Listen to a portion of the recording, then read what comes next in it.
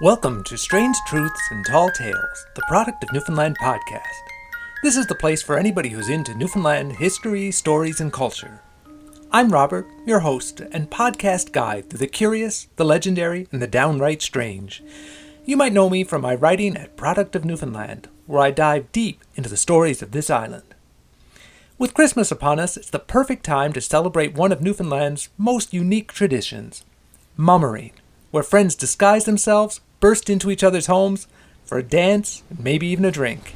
It's festive fun with a twist of mystery and mischief. So grab a cup of tea, settle in, and let's explore the stories that make Newfoundland what it is, one tale at a time. You're traveling through the fog, and just ahead is an island of mermaids, miracles, and monsters. Your next stop, Newfoundland, and these are its strange truths and tall tales. In this episode, we're diving into the spirit and mischief of Christmas in Newfoundland. First, I've got an old story from Trinity, where one group of mummers wound up in jail, but that was far from the worst thing to happen to them. Then I sit down with Tyler Humber of Kitchinparti to talk about the band's new Christmas single, Plank Her Down. We chat about their love of classic Newfoundland music, the inspirations behind their original songs, and our mutual appreciation for pickles, cheese, and Vienna sausage on a toothpick. And to finish, I've got a ghostly tale from Bonavista Bay about a woman's last dance with a mysterious mummer. It's a story that might leave you wondering what's behind the mask and beyond the veil. It's an episode packed with folklore, music, and a hint of the supernatural. It's just the way I like it. Let's get to it. The legend of the Jailhouse Jannies has taken on a life of its own in Trinity. It's been passed down so many times that nobody knows when or if it even happened. The truth hardly matters. Fact or fiction, the tale of the time a local constable jailed a rowdy mummer is a Christmas classic. Looking back, it's hard to say who fared worse, the constable whose authority was thoroughly undermined, or the mummers whose dignity didn't stand a chance. The trouble began, as these things often do, with rum. One particularly boisterous mummer, clearly celebrating a little too enthusiastically, found himself on the wrong side of the law. The local constable, determined to restore order to the community, hauled him off to Trinity's tiny jailhouse. But this wasn't just any mummer. He had a posse, a fiercely loyal band of Jannies who weren't about to let their comrades suffer alone. When they demanded to be locked up beside him, the constable took one look at the burly, half-soused crew in their mismatched costumes and decided it was easier to just let them in than argue. With a resigned sigh, he opened the cell door and herded them all inside. That's when things truly went off the rails. Far from remorseful, the mummers turned the jailhouse into an impromptu party. Someone smuggled in an accordion, and before long the cell was echoing with stomping jigs, raucous songs, and uncontrollable laughter. Outside, the constable sat with his head in his hands, cursing every decision that had led to that moment. His stern warnings were drowned out by an off-key chorus of Lukey's boat, punctuated by whoops and the occasional crash. By morning, the constable had had enough. Bleary-eyed and desperate for peace, he threw open the door and waved the mummers out into the frosty dawn. Their revelry had long since given way to splitting headaches and profound regret. Disheveled and still dressed in their bedraggled costumes, they shuffled off, hoping to make it home unnoticed. But Trinity streets had one last humiliation in store. On Doctor's Hill, a group of kids armed with sleds and excellent aim spotted the stumbling mummers. With whoops of delight, the kids launched a relentless snowball assault. The hungover Jannies, still unsteady from the night's activities, could do little but flail as snowballs rained down. Even the accordion took a direct hit, letting out a single wheeze before falling silent forever. By the time the mummers finally reached their homes, they were soaked, battered, and humbled. Not even the rowdiest mummers stand a chance against a pack of snowball-wielding kids, it seems. As for the constable, it's doubtful he ever arrested another mummer. If I were him, I'd have cut eye holes in a pillowcase the following year and embraced the old saying, if you can't beat 'em, join 'em. And that's the legend of the Jailhouse Jannies, a Christmas classic where the moral of the story is clear. If you're gonna get rowdy, make sure you can outrun the kids on Doctor's Hill. Or better yet, bring your own snowballs.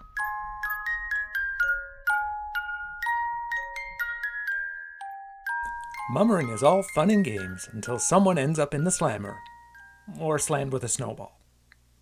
I've come across this tale a number of times in my travels, but I based my retelling on a version shared in the Daily News Trinity Notes section on January 3rd, 1955. The author notes, "The old custom of mummering is still kept up here, but not on so elaborate a scale as formerly. The old place has seen the old pastime in all its aspects, from the sublime to the ridiculous. Time was not so many decades ago when mummering here took on the aspect of the more sublime, when styles a la mode, ancient and modern, mostly ancient, some unique, some more modern than tomorrow, made up the rig. Competition was keen because prizes were offered for the best dress-up. This old custom is now mostly confined to the children, but there was a time when the children derived more fun in staying at home to see the big ones in their fantastic garbs, hear their humorous quips, and watch them going through the jigs and reels." The author makes it sound like quite a spectacle.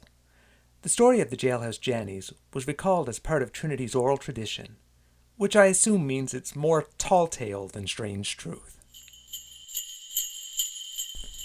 Up next, I'm excited to welcome Tyler Humber of Kitchinparti. The ECMA-nominated family trio is known for their high-energy performances, harmony, and dedication to keeping Newfoundland's musical traditions alive. Made up of Tyler, his sister Terri Lynn Hickey, and brother-in-law Justin Hickey, Kitchinparti embodies the spirit of a true Newfoundland kitchen party, which is to say, they bring people together with music, laughter, and stories. Since forming about 4 years ago, Kitchinparti have been adding their own original songs to the Newfoundland musical catalogue while reimagining traditional favorites. They're currently working on their third album with producer Matt Dines, set to release in summer 2025. This holiday season, though, the band is celebrating with the tradition of mummering with their new single, Planker Down. Written by Charlie Payne and made famous by Uncle Harry's Bar Band, the song captures the fun energy of mummers as they visit homes late into the night. I'm thrilled to chat with Tyler about Planker Down, the band's roots, and classic Newfoundland hors d'oeuvres. Welcome, Tyler. I'm a big fan of Kitchinparti, and I'm sure most of the people that listen to this podcast and read my blog already know who you guys are. For the handful that don't, could you explain who are Kitchinparti? Hey, Robert. Good to be here. Thanks for having me. I was trying to talk my sister into joining us today too, but they have a little baby at home, and he needs he needs to be taken care of, obviously. So that's what they're at today. Yeah. Kitchen Party is a three-piece band. It's me, my sister Terri Lynn, who plays the tin whistle, and her husband Justin Hickey, who plays the bass guitar. We're a three-piece traditional Irish Newfoundland band. We play a lot of old folk music, but we also try to write our own and put fun new twists on the old stuff to keep it relevant. And yeah, we've been on the go for a few years now. We kind of started right at the beginning of COVID, actually, which sounds pretty upsetting, but it ended up being somewhat of a silver lining. It was we had like 15 gigs or something lined up for Paddy's Day that year. Ended up playing one, and then the next day the world shut down.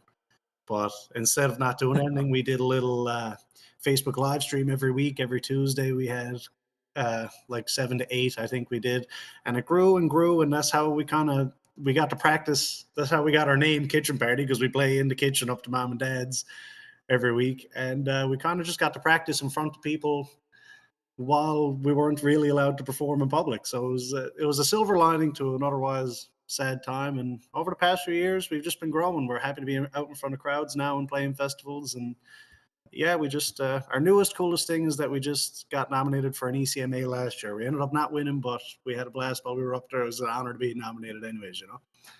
For sure. Talking about starting through Facebook Lives, you're such a high energy band, and I can easily imagine where you get the energy when you're on stage. How do you channel that energy when you're recording or when you're in the studio? We try to have a lot of fun. Justin, our bass player, always he's famous for saying in the studio, mistakes make it fun. So that's the motto that that we try to abide by whenever we're in recording. And for the latest song, Plank Her Down, we've been working with Hurricane Music, and where we signed a deal with them. And we were in Matt Dine's studio, his home studio. And we went in, we did all of our parts like as best we could, guitar, bass, lead vocals, and harmonies, and all that stuff. And then for the first time ever, we'd never tried this over the span of 2 albums or over any of our singles. They sent the three of us into the studio together at the same time, put headphones on all of us, and we gathered around the mic.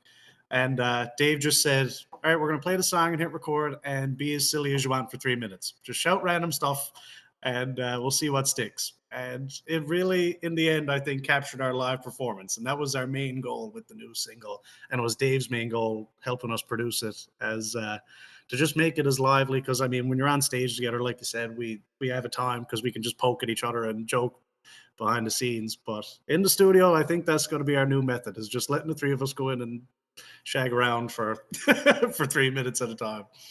You can't argue with the results. The new single really works. It's a lot of fun. Tell people about it. What's Plank Her Down about?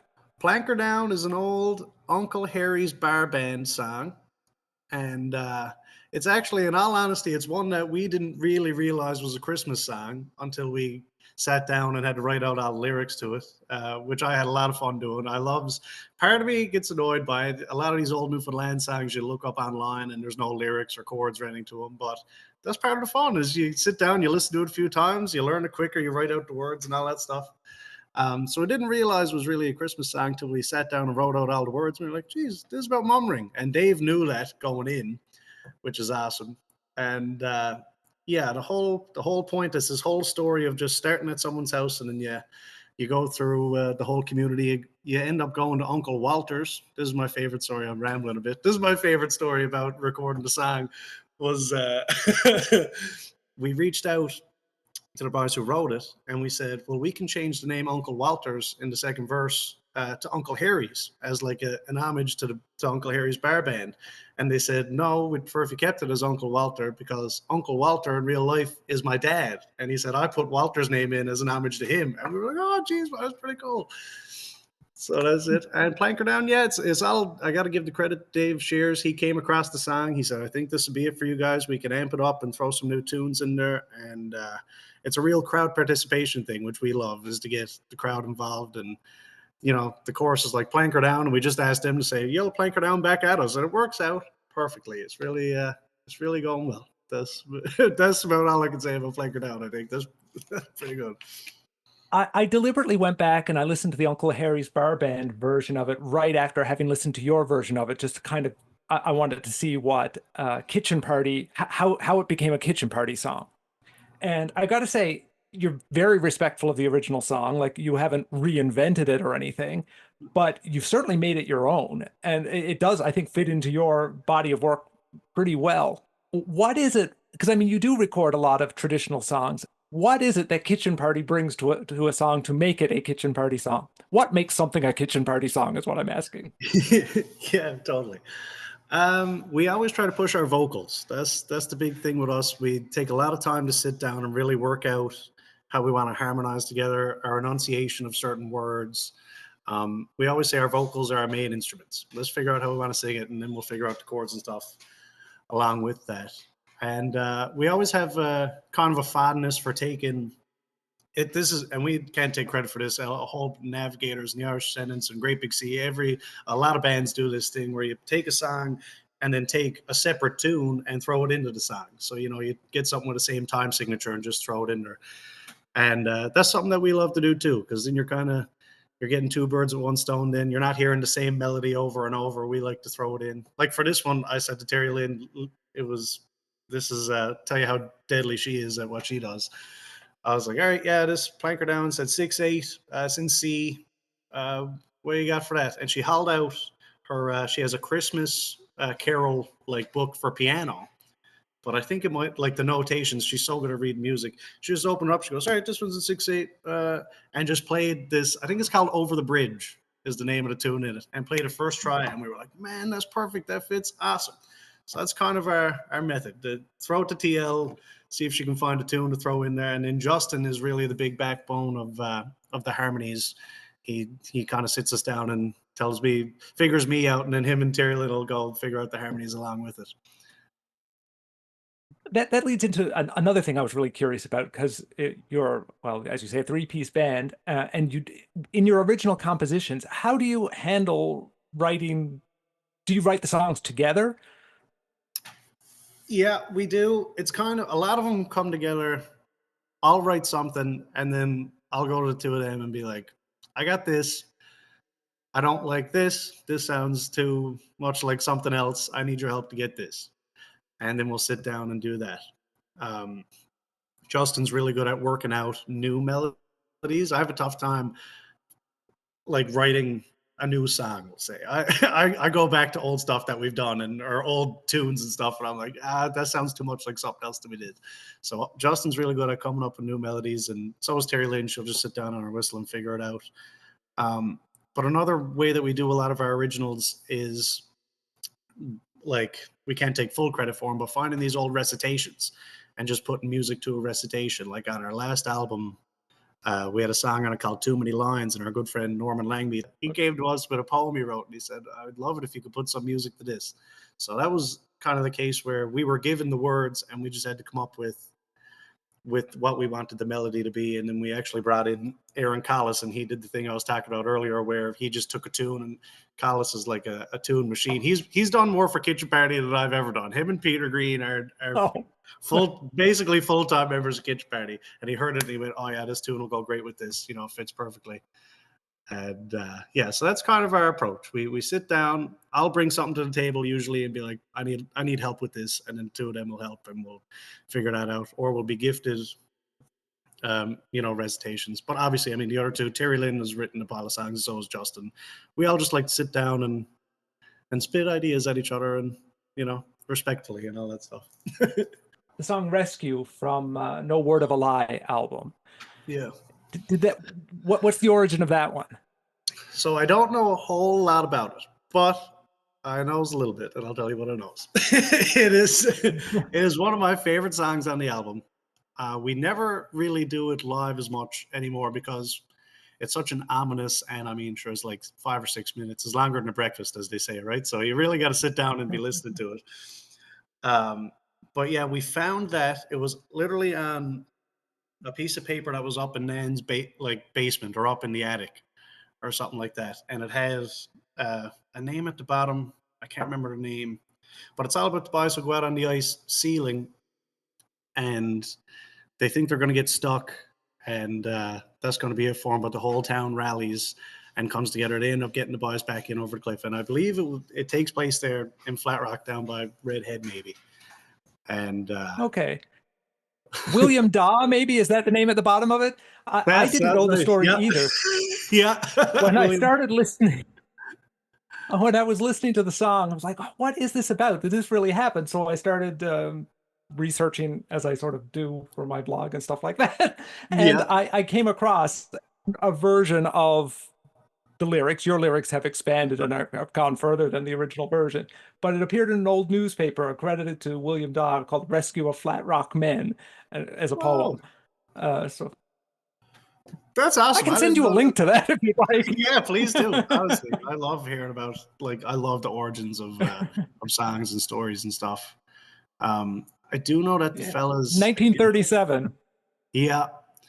The fellas in it, Kansi took the lead, maybe. They might say Jim Martin at some point. I can't remember. They mentioned somebody who was a Martin and I believe is related to myself and Terri Lynn, ended up being our great uncle or something, and we didn't even realize that he was a part of this big rescue song. So we now because you brought up Martin and this, so I'll jump back into what I was going to ask you before. Family bands, like you come from a musical family. Yes. Right.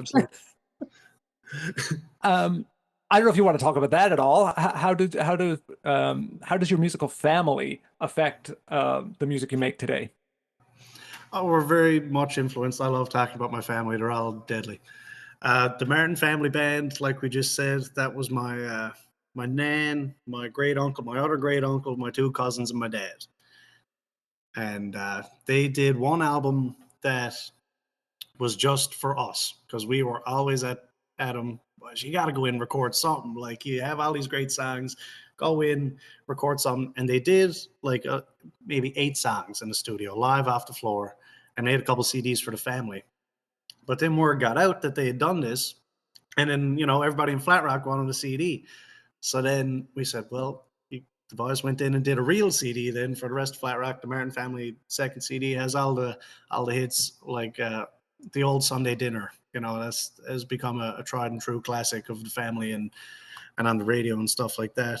And a lot of the songs that we play, we try to throw in at least one of their songs on everything that we do. We've only done 2 albums so far, but each time we've done at least one song that our Uncle Jimmy has written or has sang, or Nanny Joe has sang or written.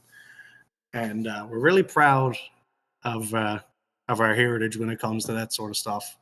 And even to this day, like I always joke, it could be a wedding or a wake, but whatever is happening, we're breaking out the instruments afterwards and singing a song, and that's how we bond with each other and how we entertain each other. Yeah, the Martin family, and then they split off kind of into the Sons of Mary once my nan and my great uncles got a little bit, like they didn't want to be out performing anymore and traveling. So now there's a band called the Sons of Mary, which is myself and Terri Lynn and Justin. So all of the Kitchenparti members are in it, and my dad and my 3 cousins and our good friend Jed Whitty. And so that's the newest family band, and Kitchenparti is just kind of like a sister company to the Sons of Mary, we say, Cool. At home, are there any songs that you guys perform that would shock people? They would think like, that is not a Kitchenparti kind of song. We do have a couple of slow burners in a sense for like real old slow songs, but I would think the shock value would come more from there's like kind of some risque songs that we sing when we're at home with each other, and I don't like singing them on stage. But one we've been trying to bring to the forefront, and always gets people seem to be liking it, and a little bit of shock value, is this song. It's called "Maids When You're Young," and it's an old Irish song. The earliest version I know of it is the Dubliners doing it, and it's all about a young girl who marries an old man and has all these troubles. They go to church together. He forgets her at church, and then there's a line, "We went to bed, he lay like he was dead." And then the song ends, when he went to sleep, out of bed I did creep into the arms of a handsome young man. And that's how the song ends. So we have these kind of shocking songs in that sense that that we don't often share with the public, but I don't know, they're creeping their way into the set. I mean, I don't know that song, and I don't know the detail it gets into, but I think we could handle that. Yeah, it's pretty good. It's pretty funny. Kitchenparti itself being a family band, is it helpful, you think, that you're a family band, or does it or is it a help, or is it a hindrance, like working with your sister and brother-in-law? I would say helpful. Overall, definitely helpful. We Well, you definitely kind of have have to say that, I guess. I phrased that question poorly.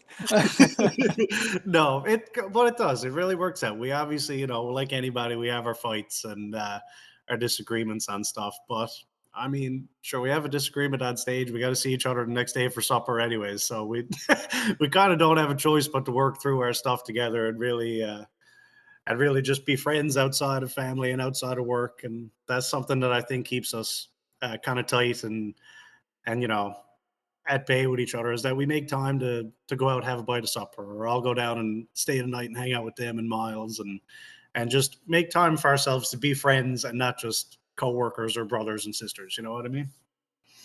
Cool. When you're picking the songs for an album in particular, but I suppose for a live show too, how do you navigate the blend between old and new? Like, you want to have some of your original stuff in there, but you also have a bunch of older stuff in there too. How do you decide? Absolutely. We kind of try to. The old trick is to put one of your originals after a hit. This is kind of what we do. We'll usually do my joke I say on stage. We'll do 4 or 5 songs, and then we'll do an original. I'll say, "Boys, now we're going to sing one of our own. Feel free to go for a smoke." or go to the bar, go to the washroom, and then come back. We'll play all the hits again, and that usually gets people kind of drawn into wanting to hear an original then. But we don't really have a rhyme or reason to it. A hit. One of your hits for me, a song that you have that I absolutely love, is the title track from your second album, No Word of a Lie. And Really? it is no word of a lie to say it is one of my favorite songs in recent memory. It really is. Can you tell us a little bit about that song? Absolutely. I love talking about this song. And thank you for saying that. I love that you like that song. Yeah, it's all If you about like that, you should go back and read the blog post that I wrote at the time the song came out. What's it about? To say I was glowing was to say I was glowing would be a bit of an understatement. I really do like that song. That's all. What was your blog about? It appeared on my Product of Newfoundland blog, I guess, in 2022, shortly after the album came out, and I just wrote telling people basically to listen to your song. Let's see, do I have? Oh, let's see. Here is what I said. I was reading it myself again this morning. I said, Kitchinparti's brand new album, No Word of a Lie, delivers exactly what you'd expect it to. Fun Irish traditional Newfoundland music. More than that, it's got depth and a sense of humor. It's thoughtful, smart, and relentlessly entertaining. I've been listening to the title track on repeat. It makes me happy, so happy I almost didn't write this note. I didn't want to think about the song. I wanted to sit and enjoy it, but it's too good to keep to myself. And I go on from there. Robert, that's awesome, man. Thank you. Yeah, that means the world, especially from somebody like you who knows a lot about Newfoundland folklore. I was kind of on pins and needles. I was afraid because I talk about fairies and stuff in the second verse, and mermaids and stuff, and all the tricks for keeping fairies away, like flipping your shirt inside out and putting $1 in right in your pocket. Yeah, all that sort of thing. And Yeah. and I'm always afraid nobody will understand it. But I'm glad that you enjoyed the song. But mostly the song comes down to it's all about my two grandfathers on each side. So my pop Butch Humber and my pop Bill Conley, and how they led such like incredible lives, and they tell you about it, and it can't be true. And my example for each of them is Papa Bill was an athlete for years. He's in Newfoundland Basketball Hall of Fame as a referee and a coach, and he's in the St. John's Basketball Hall of Fame as a player. So that's like his basketball resume is amazing. And then I went into his study one day and he said, "Oh yeah, but I played soccer actually for a couple of years." He goes, "Here's my soccer trophies." So what are they for? He said, "Well, the first year I didn't let in any goals, and the second year I only let in one goal for the full season." I was like, "Man, that can't be true." And he pulls down the trophy and it says like Bill Conley, best goalkeeper, 0 goals against. I'm like, man, he's got the proof. He somehow has, it's no word of a lie. He's telling me this incredible, crazy thing. And my Pappy Butch traveled the world for years and years, working on boats and all sorts of different jobs. And at one point in his life could speak like 4 different languages. But, I never got to hear that side of it because I just go over and play cards with him and have a cup of coffee and all that stuff. But he could speak Russian and Japanese, and he was over in all these exotic places. He's been spit on by camels. That's always a funny thing that that not many people can relate to. But that's where the main start of No Word of a Lie is because the two of them just had such incredible lives that they sounded like they were telling you tales, and they weren't. It was no word of a lie. They just had an amazing time. It is an amazing song. I love how you present that story because, you kind of do it through. There's a speaker there who's sharing all these fantastic things, and it's really it's thoughtful, interesting, relatable, all that stuff. I really like it, and it is seriously it's one of my most played songs since it's come out. I appreciate I can't imagine I'm going to stop listening to it. I have another question for you now. I'm gonna read you something else, and I want your reaction to it. Pickles and cheese, or an onion, please, with a sausage from Vienna. A bucket of slush that will rot your guts. You ain't gonna get it from Santa. Yeah, that's the latest hit there. Consisting of pickles and cheese, or an onion, please, with a sausage from Vienna. A bucket of slush that will rot your guts. You ain't gonna get it from Santa. There'll be food and drink with empties in the sink. Everybody. I'm gonna be a little disappointed if that only ever exists as a reel on Instagram. I agree. I'm all in to record this song. I sent it to the kitchen party right away. I was like, how has there not been a song about hors d'oeuvres yet, or how have I not heard it? And I'm glad you enjoyed it. And it's like my silly little take on a Buddy Wass's name song. I was really trying to capture like the essence of like Buddy Wass's name, or like Dave Whitty. Dave Whitty has such clever songs. He had a reel posted a few weeks ago telling people to go to his show, and he wrote like a one verse song just telling people to go to his show. And I thought it was so clever and catchy, and that kind of inspired that. But I love hors d'oeuvres, and that's really the inspiration behind that one. I love going out on New Year's Eve and people having a toothpick with a pickle and cheese and a Vienna sausage. And CBC posted an article literally last night saying, like, from Vienna to Newfoundland, how this sausage became a staple. And I was like, what are the chances that that came out today? No, I get it. I don't know why those hors d'oeuvres get. I feel like they get mocked, but the truth is they're tasty. So people should Yeah. just embrace it, enjoy it, and stop looking down their nose. You mentioned a bucket of slush. So is slush one of your Christmas things? We don't typically make the slush, but everywhere, like if somebody tells me that they're making slush, that is definitely going to increase my chances of going to that party. But I've never made a bucket. I might try this Christmas. I just, it's a dangerous. The last time I got on into it, I woke up the next day. I don't think I had either taste bud left on my tongue, and and it was just an absolute agony because it dries you right out. But it's good while you're at it. Yeah, I did an episode right around last Christmas when I was chatting about Christmas slush, and I guess I kind of had to confess that until relatively recently, I didn't realize slush was a Christmas thing in Newfoundland. It's not something I make, and it's not something I grew up having around at Christmas time, really. And as I said that, like everybody I know was like, How could you be so oblivious? Slush is everywhere." But I really just didn't realize. So. Yeah, We all I have don't. blind spots, I guess. Well, it's not like you're going to get a slush anywhere outside of somebody's living room or something, right? That is a very potent drink that that should stay to the confines of people's houses. Bringing us around to, well, Christmas and Planker Down again. Uh, what's your experience with mummers? I personally have never been mummering. My sister and my cousin Chris and my cousin Jeff and my cousin Courtney went a few years ago, and that is really my only experience. That was before I played music, and before them went and just showed up one day and we're dancing and singing around the kitchen. And but this year, my only experience is that and hearing the song and seeing videos and trying to read up on it a little bit as much as I could. But this year we're hoping to get out mummering as kitchen party. So I'm hoping to have my first mummering experience this year. I can't divulge too much about it, but if expect maybe 3 people to burst through the door that sound like kitchen party. There are mummers on the cover of the single, and I don't know. Are you one of those mummers?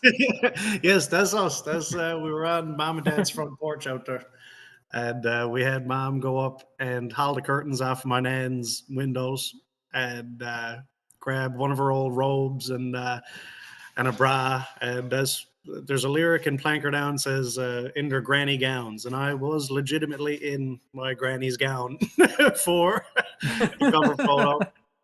And yeah, so I had on a bra and Nan's robe and a curtain over my head. Justin, same thing in TL. But poor old Miles, their son, we tried to get him involved in it. We thought it'd be cute if he'd be there. So we had like a little doily that we could put on his head so it wouldn't be covering his eyes and stuff. And we wanted to dress him up, and he was having none of it. And he got upset. And we, forgetting that we were in these big mummer garbs, we went in, we were like, "Oh, Ma, it's okay, come here." And he just seen, these big old masks coming at him, these crazy people. He freaked right out. We ended up posting a picture on Facebook, I think, of a behind the scenes of the 3 of us trying to take a picture with him, and the poor fella's just bawling his eyes out. It was absolute chaos for Listen, most I people. think, yeah, I think mummering is kind of scary. I've never mummered in my life either, and my only real memory of mummering was one time when I was a little kid. I don't know, a single digit age kind of thing, and wherever we were, I was with my family. Mummers visited that house. It wasn't our house, And I just remember being really kind of freaked out by these adults in weird costumes. And yeah, never really got over that. I still think mummers are creepy. Yeah, they absolutely they could it could be anybody under that mask. There's a chance you don't know them at all. And they're just coming in for a drink or something. Aside from secret mummering projects that you may or may not have coming up in the Christmas season, what can we expect from Kitchenparti in the near future? In the near future, we got a grant for a new album. Is kind of our next big project that we're going to start in on the new year. Um, we don't quite have all the details picked out from it yet, but I mean, I think the goal is to get 8 songs or 6 to 8 songs and maybe split it half originals, half covers or reimaginings of old songs. And I always say my favorite albums ever are those old homebrew albums or like the Newfoundland drinking albums. And they bring in all these artists just from all over the city and get them to collaborate on these songs. It's just a one-time thing, You'd see Fred and Mark Hiscock playing on a song or something. And I love that whole idea of getting people in to do songs together that you typically wouldn't hear sing together. So I'm gonna try. I always try to get a feature on the album just because I want to have a song with one of my favorite musicians. And so I'd say probably one of them. Like I said, we do have some originals ready to go. We have a couple of oldies that we want to put onto it, and I've always been amazed with the idea of getting. We were talking earlier about the Martin family. I'd love to do a song if we could get like my nan and my great uncles in the studio and get them to do a song with us, or maybe just play an accordion track, put the microphone on the floor and let them go live.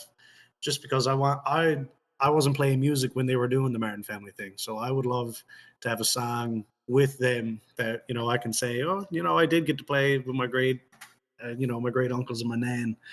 So those are just a couple of ideas that I have for it that I'm hoping kind of come to fruition. And we're looking at getting around the island a little bit more next year. We'd love to get out of the city and maybe into a few of the smaller spots around the island. Well, we'd love to have you.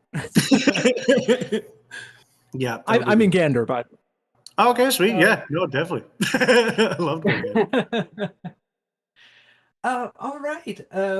Well, I guess I am curious.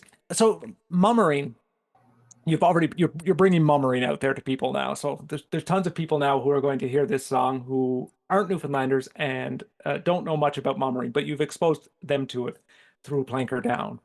Is there any other Newfoundland tradition that you would like to get out there to the world? We touched on it earlier. Get hors d'oeuvres out there, man. The rest of the world needs to be getting on the toothpick, pickled cheese, Vienna sausage train.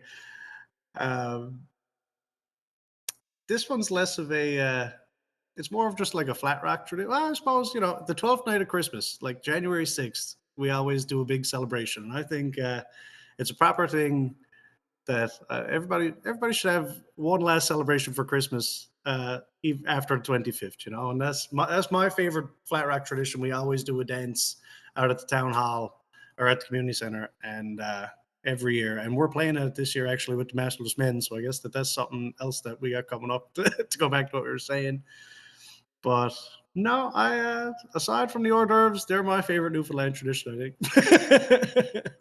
Jigs No, dinner, they are obviously. good. Yeah, I didn't. Oh yeah, get Jig's dinner out there. People don't know. How about Tibbs Eve? Is that something that you Oh, geez, I grew forgot. up with? Yes. Oh, I love Tibbs Eve. I forgot about it. I love Tibbs Eve. It's a huge night for us to go visiting and just see everybody we can, like you would on Boxing Day a couple days later. But Tibbs Eve is really the big jumping off point for our family to be like, all right, Christmas is starting now. We got to go see everybody and hang out. Yeah, I love Tibbs Eve. I actually am supposed to go get a chest ray on Tibbs Eve, and I said, but you're gonna have to wait till January 7th before it goes doing anything like that. Yeah, Tibbs Eve is one that while I may have been oblivious to slush, I grew up knowing about Tibbs Eve, and yeah, for as long as I can remember, Tibbs Eve was a thing. Yeah. Do you typically go Uh, visiting or have any parties running for it? um, I don't. Not much in the way of parties, especially when I was growing up. It was more just like a day that we knew was like the start of Christmas holiday. So it was like all that anticipation, all the stuff that you were looking forward to. You knew it was there, but when December 23rd hit. Yeah, But I do like the idea, and I kind of get, I think, why it's become sort of the party day it has.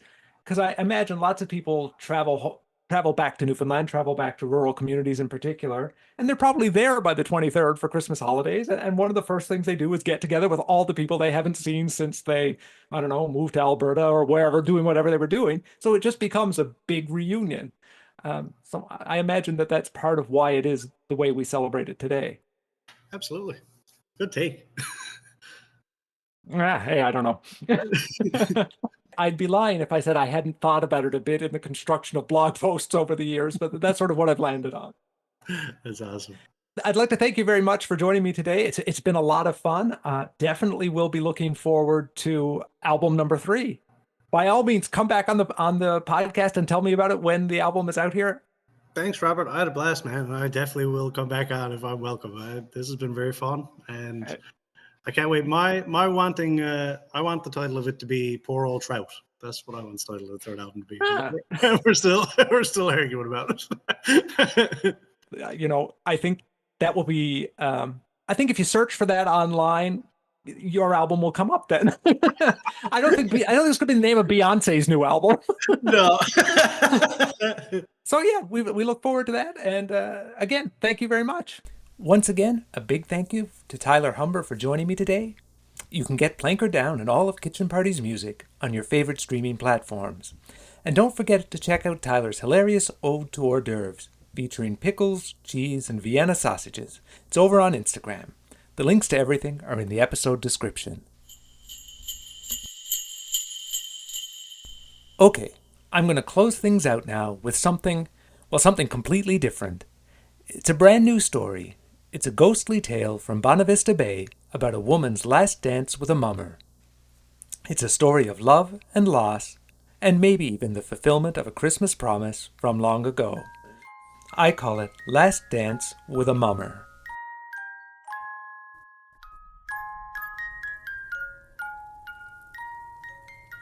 Outside, snow fell thick and fast, blanketing the cove in quiet. But even with the snow, Boxing Day in Happy Adventure Bonavista Bay was sure to be a lively time. It wouldn't be long before laughter echoed across the cove as mummers made their way door to door.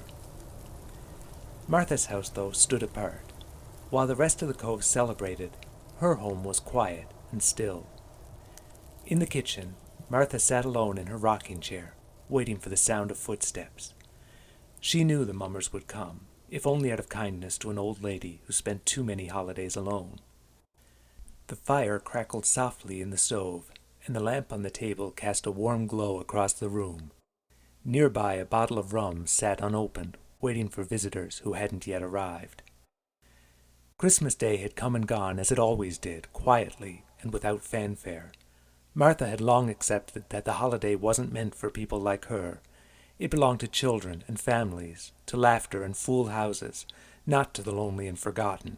She had never married, her life devoted instead to caring for her aging parents. When they passed, first her father, then her mother, the house became unbearably still. The walls seemed to close in, and the silence seemed to settle over her like a heavy blanket. Each room felt emptier, a reminder of all that she had lost. Years had passed, but time had done little to dull her grief. Some wounds, Martha knew, never truly healed. The memories lingered, slipping in and out of her mind like shadows. Sometimes they brought warmth, fleeting glimpses of laughter and love, of her mother humming in the kitchen, or her father reading by the fire. But more often they came with a cutting sharpness, a reminder of all that she had lost, all that never was.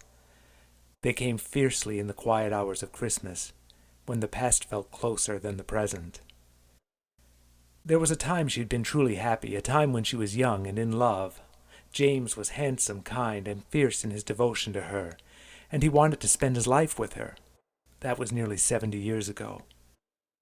One December, just before Christmas, James had boarded a schooner for St. John's. Ostensibly he'd been going to pick up supplies for winter, but he had an ulterior motive.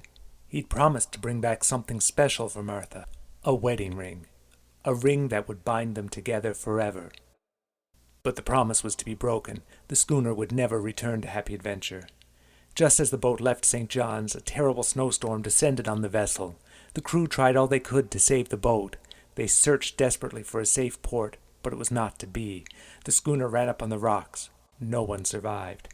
James' body was never found, and so Martha had lived the rest of her life in the shadow of his memory. The loss was a constant ache, but it was one she learned to bear, except in December, the anniversary of their last day together. It never went unnoticed. And then there was Christmas. While the world seemed to anticipate the day, she quietly dreaded it. So when Boxing Day arrived, Martha felt a sense of relief. She'd made it through the sting of Christmas for another year. Unlike Christmas Day, Boxing Day wasn't wrapped up in family. It was about community.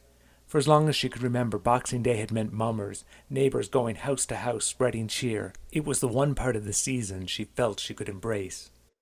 Her parents had always welcomed mummers into their home, and Martha was happy to keep the tradition alive. She kept the lamp bright in the window, set out a tin of fruitcake, and waited for the sounds of laughter and song to break the silence. She hadn't expected it to be much of a celebration, just a pleasant visit with the familiar, albeit disguised, faces of town. Then a knock broke the stillness. She shuffled to the door and opened it. Outside was a crowd of masked figures, shaking snow from their boots and calling out in funny voices.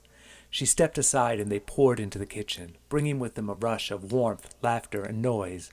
Despite their outlandish disguises, flour sacks, mismatched clothes, and false faces, Martha recognized almost all of them. All but one.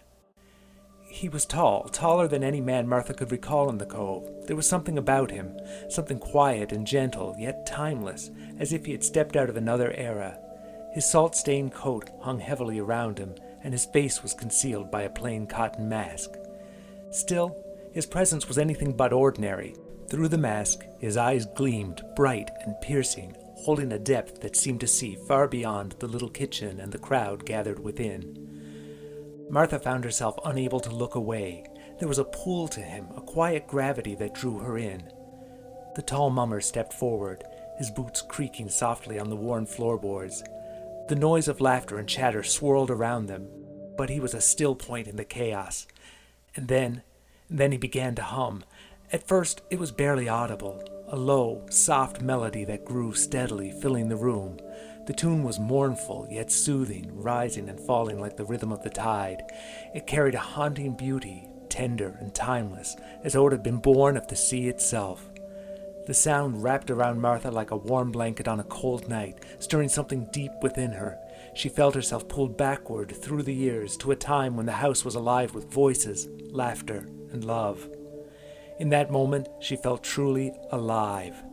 The melody carried her away, and suddenly she was with James again.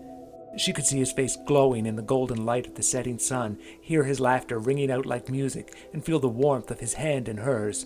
She was young once more, barefoot on the beach, the sand soft and warm beneath her toes. The whole world felt safe, comforting, and full of love. It was a memory so vivid, so real, that it swept away the years and the loneliness.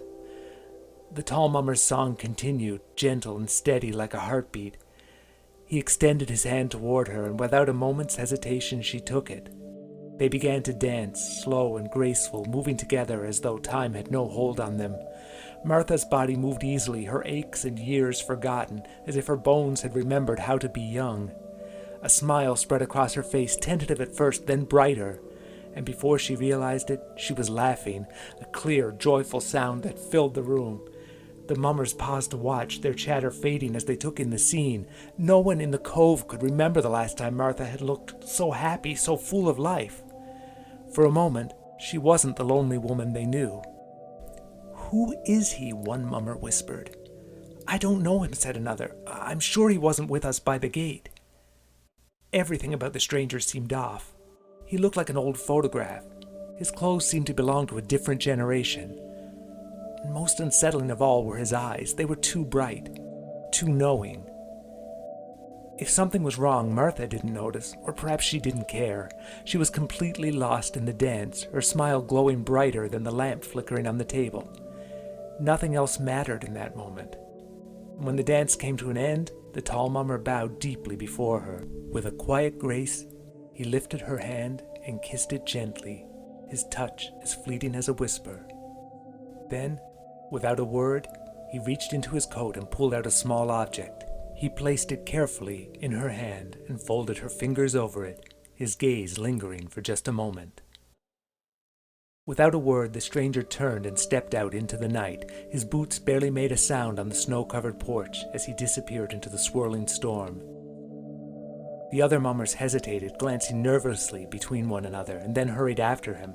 By the time they reached the gate, the tall man was gone, his footprints vanishing into the drifting snow. Back inside, Martha sank into her rocking chair, her breath unsteady as she finally dared to open her hand. Nestled in her palm was a ring, a simple gold band. Her heart stopped. The room seemed to blur around her. It was the ring she had seen so many times in her dreams, the one she thought she would never hold. For 70 years she had believed it lay at the bottom of the North Atlantic, lost with James when the sea had claimed him. Tears welled in her eyes, but they were not of sorrow. They were tears of wonder, of a connection she thought had been lost forever. As she cradled the ring in her hands, a warmth spread through her, filling the empty spaces in her heart. Somehow, she knew, James had found his way back to her. She closed her eyes, and for the first time in 70 years, a profound sense of peace settled over her. It was as if every ache, every sorrow, every long and lonely year had been lifted away. When morning came, no smoke rose from Martha's chimney, a detail that didn't go unnoticed in the cove. It was the kind of sign that sent a ripple of worry through the community. When her neighbors finally entered the house, they found Martha still in her rocking chair. Her face was serene, her hands folded neatly in her lap. On her finger was a simple gold ring, gleaming faintly in the early morning light. The story of Martha and the mysterious mummer spread quickly through the cove, was whispered over fences and shared by lamplight. Everyone had an opinion about what had happened that night. Some insisted that the tall stranger had been death in disguise, hidden in plain sight. They said he'd come for Martha right before their eyes to take her to the other side. But if it had been death, he hadn't come cloaked in darkness or fear. No, he'd come to her with warmth and light, with a gentle touch and an embrace as soft as a song. For Martha, there'd been no question, no doubt. As she slipped the ring onto her finger that night, she'd known the truth. The stranger wasn't death, it was James. He had finally come home to her, just as he had promised so long ago. He had come to offer his hand, knowing the time was right, knowing they could be together again, at last. Martha had accepted it without hesitation, ready to dance once more with the man she had never stopped loving. From now on, there would be no more lonely Christmases, only the warmth of his embrace, the joy of shared laughter, and the music of their hearts forever entwined.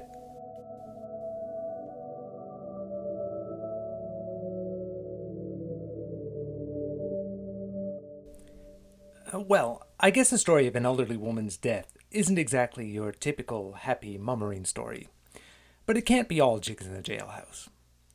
And lots of mummering stories weren't particularly happy. I shared the story of Newfoundland's infamous mummer murder in an episode last Christmas. You can check that out wherever you're listening to this episode.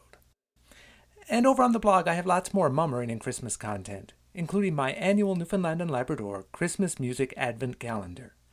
I share a holiday song from an artist from Newfoundland and Labrador every day in December until Christmas. There are lots of old favorites and plenty of brand new soon-to-be classics. Check it out. And stay tuned for more holiday content here in the days to come. I've got a great Tibbs Eve story I can't wait to tell you. In the meantime, Merry Christmas, and I'll be seeing you soon.